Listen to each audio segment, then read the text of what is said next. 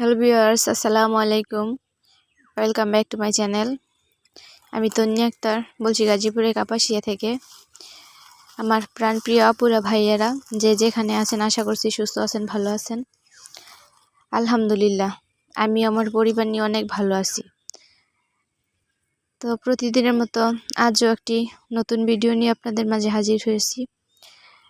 আশা করছি ভিডিওটি আপনাদের কাছে অনেক ভালো লাগবে।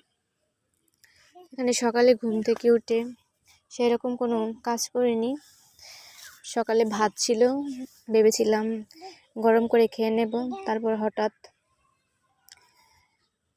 বাড়িতে মিস্ত্রিরা আসলো, বলছিল বারান্দার মধ্যে কতটুকু জায়গা আছে ওইটুকু ডালাই দেওয়ার বাকি ছিল, ওইটুকু ডালাই দিবে। তো ওইখানে ডালাই দিলে তো আর ওই সাইডের মানুষ এই সাইডে আসতে পারবে না, ওরা ওই সাইডে যেতে পারবে না। পরে ভাবলাম তো রান্না করে ফেলি। তো এখানে আমি চিংড়ি শুটকি নিয়েছি রান্না করার জন্য। তাড়াতাড়ি অনেক তাড়াহুড়ো করে রান্নাটা করে নিয়েছিলাম। তো আলু, বেগুন আর টমেটো দিয়ে চিংড়ি শুটকিটা রান্না করেছিলাম। অনেক ভালো লেগেছিল কিন্তু খেতে। তো এই তো আমি ভালোভাবে কষিয়ে তারপর পরিমাণ মতো একটু পানি দিয়ে নিলাম। মেয়ে এদিকে খেলা করছে, তো আগে রান্নাটাই করে নিয়েছি। আরও কিছু রান্না করতাম কিন্তু তাড়াহুড়া করে আর রান্না করিনি।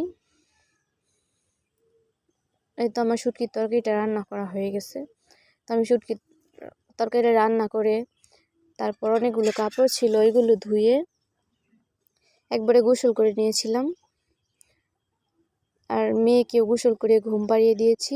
এই তো এখন খাওয়া দাওয়া করে এখন চলে আসলাম সেলাই মেশিনে একটু কাপড় সেলাই করবো। এই কাপড়গুলো আমার অনেক দিনের জমানো হয়েছে, বিশেষ করে এইটা 2-2.5 মাস আগের হবে। দুইটা একসাথে কিনে দিয়েছিল হাজব্যান্ড বাড়িতে পরার জন্য। তো একটা বানিয়েছি, একটা রয়ে গেছে ঘরে। তো ভাবলাম আজকে সেলাই করে নিই। আরও কিন্তু আমি গতকালকে কাপড় বানিয়েছি। তো বসে না থেকে ঘরে বসে কাপড়গুলো বানিয়ে নিই। তো তাড়াহুড়ো করে বানালাম। এই তো আমার জামাটা বানানো হয়ে গেছে, সাথে সালোয়ারটাও। অবশ্যই কমেন্ট করে কিন্তু জানাবেন আমার জামাগুলো বানানো কেমন হয়েছে আর তরকারিটা রান্না করা কেমন হয়েছে। এই যে আমি চিকন করে সালোয়ারটা বানিয়ে নিয়েছি, কারণ যেই কাপড়ই বানাই না কেন সবগুলোর সাথে প্লাজোই পরি শুধু। তো এইবার ভাবলাম আর প্লাজো পরবো না, এখন শুধু সালোয়ার বানাবো। এই তো এই যে চিকন করে বানিয়ে নিয়েছি।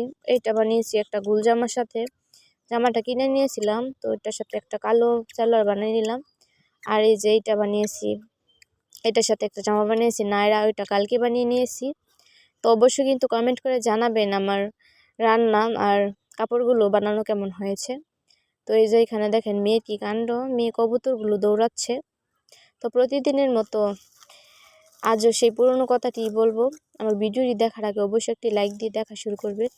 আর ভিডিওটি দেখতে দেখতে যদি কোনো অংশে ভালো লেগে যায় তাহলে অবশ্যই চ্যানেলটিকে সাবস্ক্রাইব করে দিয়ে আমার পাশে থেকে যাবেন। আর পাশে থাকা বেল বাটনটিকে অল ক্লিক করে দিবেন, তাহলে ভিডিও ছাড়া মাত্রই আপনাদের কাছে পৌঁছে যাবে। আর বেশি বেশি লাইক, কমেন্ট, শেয়ার করবেন। তো যেমন মেয়ে এখানে কবুতর দৌড়াচ্ছে আর খেলা করছে।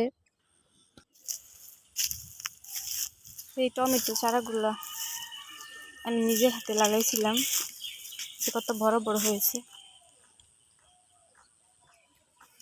সবুজ ঘাসের জন্য একটা বোঝা যাচ্ছে না। এই সাইডের গুলো একটু বড় হয়েছে,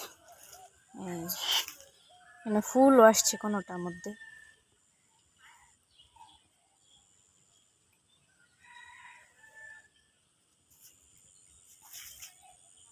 আজকের ভিডিওটা এই পর্যন্তই।